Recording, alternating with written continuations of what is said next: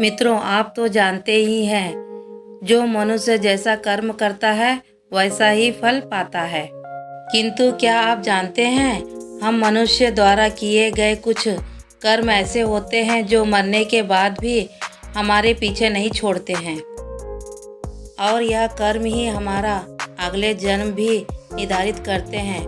वैसे गरुड़ पुराण इस संदर्भ में विस्तार से जानकारी प्रदान करता है।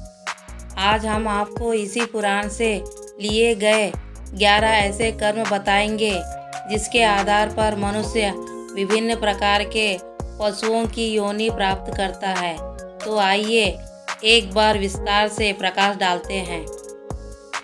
विभिन्न प्रकार के पशुओं की योनि प्राप्त करता है, तो एक बार विस्तार से प्रकाश डालते हैं। पहला, मित्र से छल करने पर। मित्रों, इस संसार में मित्रता का रिश्ता बड़ा ही अनूठा होता है। कहते हैं, एक सच्चा मित्र समय आने पर मित्रता के लिए अपने प्राणों की आहुति भी दे सकता है। किंतु मित्रों, तब क्या हो जब कोई सच्चे मित्र को ही ठगने लगे। वैसे ही गरुड़ पुराण में ऐसे लोगों के संदर्भ में विस्तार से बताया गया है। इसमें कहा गया है कि जब कोई व्यक्ति अपने सच्चे मित्र से छल कपट करता है तो मरने के बाद तो उसे नरक में जाना ही पड़ेगा। साथ ही साथ उसका अगला जन्म पहाड़ों पर होने वाले गिद्ध के रूप में होता है, जिसे मरे हुए पशुओं का सड़ा गला मांस खाकर जैसे तैसे अपना जीवन यापन करना पड़ता है। दूसरा, धर्म का अपमान करने पर। मित्रों, इस संसार में कई ऐसे लोग हैं जो न केवल अपने धर्म का ही नहीं, दूसरे धर्म का भी सम्मान भाव से आदर करते हैं।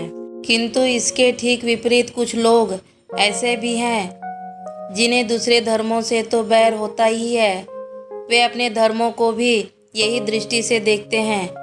ऐसे लोग सदैव ही पुराणों में लिखे गए बातों पर आय विश्वास व्यक्त कर अपनी अल्प बुद्धि का परिचय देते हैं। इन लोगों के संदर्भ में गरुड़ पुराण कहता है कि मरने के बाद इन्हें नरक तो मिलेगा ही, साथ ही साथ इनका अगला जन्म श्वान के रूप में होगा। फिर वे श्वान स्वभाव के कारण गली गली में भोंकता रहेगा, परंतु वहाँ पर ना ही कोई इनका सुनेगा और ना ही कोई इनकी बातों पर किसी प्रकार की प्रक्रिया व्यक्त करेगा।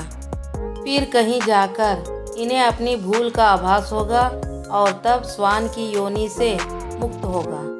तीसरा, अपनों का अनादर करने पर। मित्रों, इस संसार में किसी भी मनुष्य का जीवन बिना परिजनों की सहायता के संभव नहीं है, और इसमें माता पिता और गुरु की बात ही नहीं की जा सकती है। क्योंकि आपको तो पता ही है कि किसी मनुष्य को शिखर पर पहुंचाने का कार्य केवल गुरु ही कर सकता है। किंतु मित्रों, जो कोई मनुष्य यदि ऐसे लोगों को अवहेलना करता है अथवा अपने गुरु तथा अन्य लोगों के साथ बुरा व्यवहार करता है, वो मनुष्य उपरांत पूर्व जन्म लेता ही है, परंतु कई बार प्रयास करने के बाद भी गर्भ से बाहर नहीं आ पाता है और गर्भ में ही उसकी मृत्यु हो जाती है।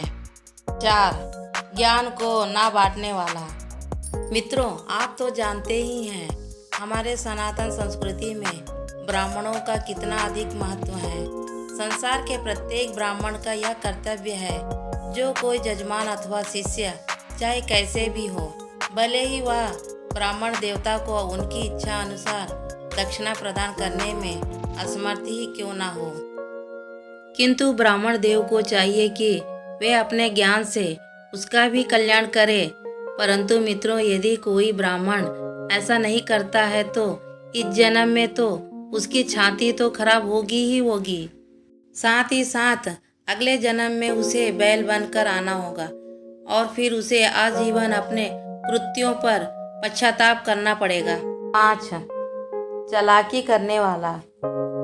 मित्रों, इस संसार में कई लोग हैं जो बहुत ही ईमानदार हैं और अपने कृत्यों से सभी का हृदय जीत लेते हैं, किंतु वही कुछ धूर्त लोग भी हैं जो सब लोगों को अपनी चालाकी से मूर्ख बनाते रहते हैं और आजीवन इसी बात की खाते हैं। किंतु इन मूर्खों को यह पता नहीं है ये संसार ऐसा ही नहीं चल रहा है। इसे चलाने वाला दूर कहीं बैठकर इनकी सभी कृत्यों को देख रहा है। भले ही उसके घर देर है, अंधेर तो बिल्कुल नहीं है। ऐसे लोगों के संदर्भ में गरुड़ पुराण में बताया गया है, ये लोग अगले जन्म में उल्लू बनते हैं और जीवन भर थोड़ी सी चालाकी के लिए पश्चाताप करते रहते हैं। 6वां, अपमान करने वाली। मित्रों, जिस प्रकार से सभी पुत्रों का कर्तव्य है वे अपने माता पिता की सेवा करते हुए अपने दाम्पत्य जीवन का निर्वाह करें, ठीक उसी प्रकार से एक आदर्श बहू का भी यही कर्तव्य होता है। किंतु मित्रों, इसके ठीक विपरीत जो स्त्रियां अपनी सास ससुर को अपशब्द बोलती है या उनकी सेवा नहीं करती है और कभी भी घर में कलह शुरू कर देती है, उन्हें अगले जन्म में रक्त पीने वाली जू अथवा जू के रूप में धरती पर आना पड़ता है। 7वां, अनाज के घोटालेबाज। मित्रों, हमारे सनातन धर्म में अन्नदान को सबसे बड़ा दान माना जाता है। जो कोई व्यक्ति इस दान को करता है वो न केवल जीते जी मृत्यु उपरांत स्वर्ग और सम्मान पाता है। इसी वजह से लोग प्रतिभोज और भंडारों का आयोजन करते हैं। किंतु वहीं कुछ लोग ऐसे भी हैं जो अनाज अथवा खाने पीने की अन्य चीज़ों की चोरी अथवा घोटालेबाजी करते हैं। ऐसे लोगों के संदर्भ में गरुड़ पुराण कहता है कि मरने के बाद जिन लोगों का अगला जन्म छछूंदर अथवा चूहे के रूप में होगा और वे अनाज के दाने दाने के लिए तरसेंगे। 7वां, गाली देने वाले। मित्रों, आप तो जानते हैं मनुष्य खंड में माँ सरस्वती का वास होता है, इसलिए वाणी का बहुत ही अधिक महत्व है। शास्त्रों में बताया गया है मनुष्य को कभी भी ऐसे शब्द नहीं बोलना चाहिए जो दूसरों की भावनाओं को आहत करे।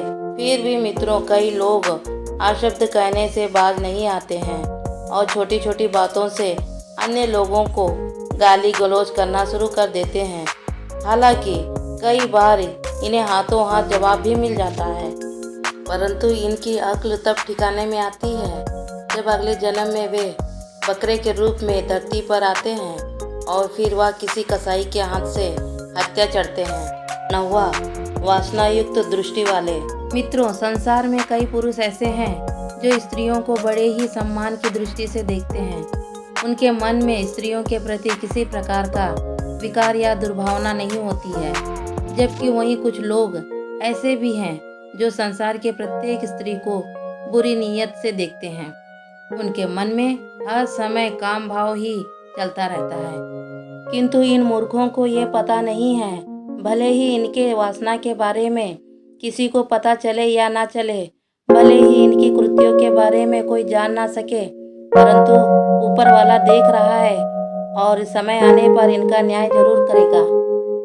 ऐसे लोगों के संदर्भ में गरुड़ पुराण कहता है कि मरने के बाद इन लोगों को गधे के योनि में जन्म लेना पड़ता है और तब ये गधा चाहकर भी किसी स्त्री पर वासना युक्त दृष्टि नहीं डाल पाता है। 10वां, व्यभिचारी करने वाली। मित्रों, आपने देखा होगा संसार की ज़्यादातर स्त्रियां पतिव्रता होती है। उनके मन में अपने पति को छोड़कर कभी भूल कर भी पर पुरुष का विचार नहीं आता है। किंतु मित्रों, संसार की सभी स्त्रियां समान नहीं होती है। बहुत सी स्त्रियां स्वभाव से व्यभिचारिणी होती है। ऐसी स्त्रियां संबंध बनाने में रुचि लेती है। इनके अगले जन्म में छिपकली अथवा चमगादड़ के रूप में आना पड़ता है। 11वां, जहर खाकर मरने वाले। मित्रों, हमारे शास्त्रों में बताया गया है कि मनुष्य का जीवन हमें बहुत ही कठिनाइयों से मिलता है, किंतु फिर भी मित्रों, हमने से कुछ अज्ञानी लोग व्यर्थ ही सांसारिक बातों में उलझकर घबरा जाते हैं और परमात्मा द्वारा जीवन की अनमूल्य भेंट को व्यर्थ ही गवा देते हैं। ऐसे लोगों के संदर्भ में गरुड़ पुराण कहता है कि अगले जन्म में इन्हें सर्प बनकर पुनः धरती पर आकर अपनी भूल सुधारनी पड़ेगी। तब कहीं जाकर यह परमात्मा द्वारा मनुष्य का जीवन की परिभाषा को समझ पाएंगे। तो मित्रों, ये थी वो योनियाँ जो मनुष्य के कर्मों के अनुसार मिलती है। इसीलिए कहा जाता है, यदि जीवन में आए हो तो कुछ अच्छे कर्म करो ताकि मरने के बाद उत्तम लोगों की प्राप्ति हो सके। इसी के साथ हमारी जानकारी यही समाप्त होती है। आशा करते हैं आपको ज़रूर अच्छी लगी होगी।